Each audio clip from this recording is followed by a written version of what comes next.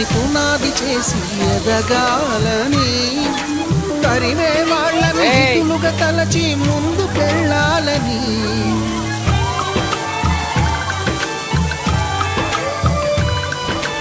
కన్నుల నీటిని కలల సాగుకై వాడుకోవాలని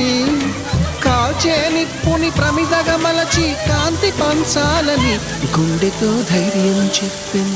చూపుతో మార్గం చెప్పెను, అడుగుతో గమ్యం చెప్పెను. నేనున్నానని నీకేం కాదని నిన్నటి రాతని మార్చేస్తానని